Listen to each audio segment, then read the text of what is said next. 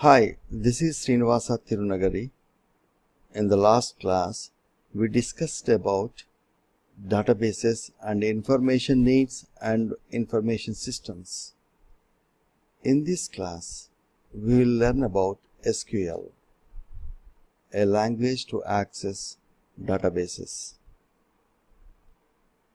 Topics covered: what is SQL, why learn SQL, relational databases. What is SQL? SQL, pronounced as SQL, is an acronym for Structured Query Language. Basically, this language is a fourth generation language. Whereas, if you look at other languages such as C, C++, Java, they are considered as third generation languages. The difference between third generation language and fourth generation languages are, in third generation languages, when you use third generation language to design an application, you have to specify what to do and how to do. Two things you have to specify while programming or while designing the application.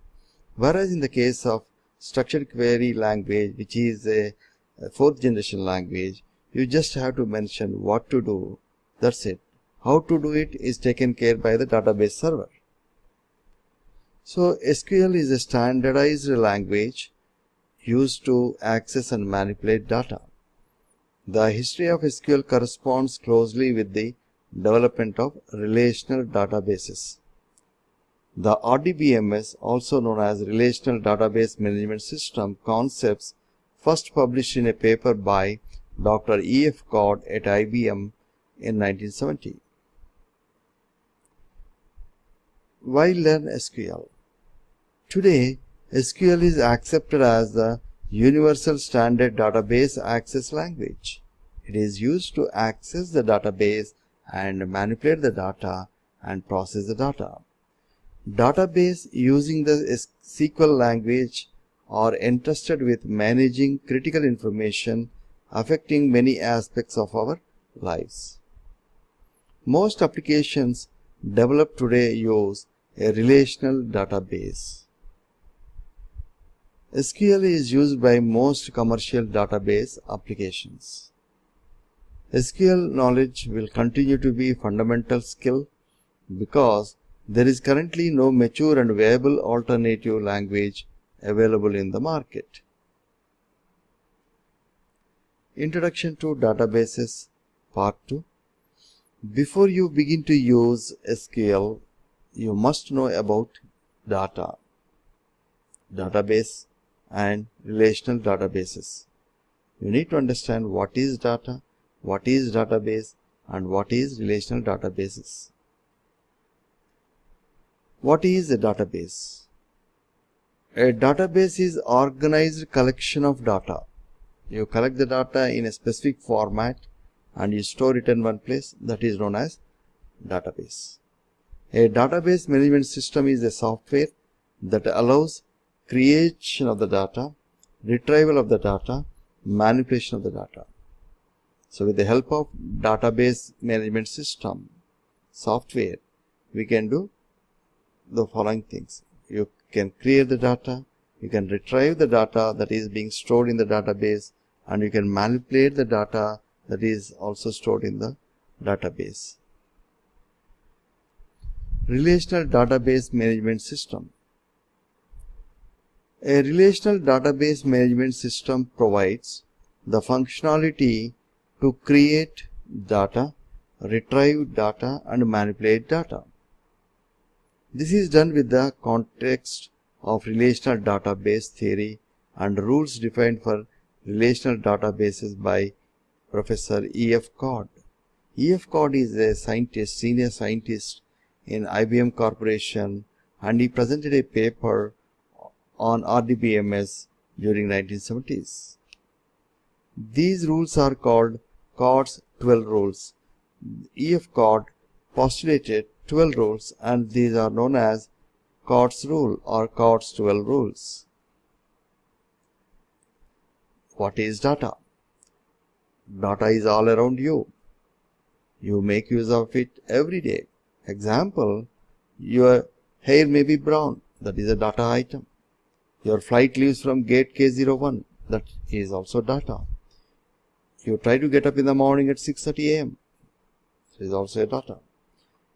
Storing data in related groups and making connections among them are what databases are all about.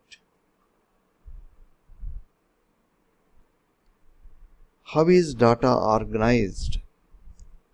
Relational database offer data independence. This means the user does not need to know on which hard drive and on a file a particular piece of information is stored. So the user need not worry about that. The RDBMS provides user with data consistency and data integrity. Data consistency means the data which is constant, which doesn't change. When you modify the database, the data consistency doesn't change.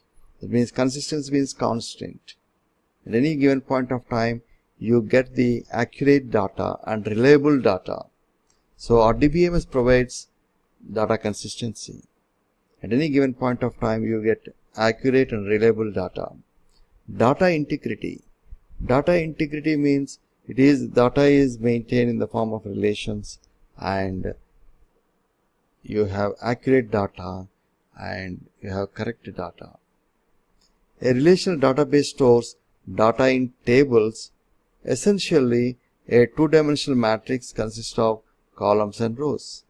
Data is stored in tables. These tables consist of rows and columns. Columns will have name and rows will have the values corresponding to those columns. Table. A table typically contains data about a single object. Object could be anything. For example, you take a student is an object, employee is an object, department is an object, course is an object. Like that, a table is nothing but an object, a single object. Okay. Each table has a unique name that signifies the contents of data. For example, you give a table name as student, we can expect that the student table will have the information about all the students in the university or in the college. Similarly, if the table name is an employee table, and that indicates that it will contain the information or the data about employees. For example, their first name, last name, salary, hire date, in which department they belong to, all certain information is stored in the table employees. Normally, a database consists of many tables and they are also related. Columns. Columns in a table organize the data further. So, a table consists of columns. A table consists of at least one column. Each column represents a single low-level detail. The name of the column is unique within a table. That means no two columns should have the same name. Okay. It identifies the data you find in the column.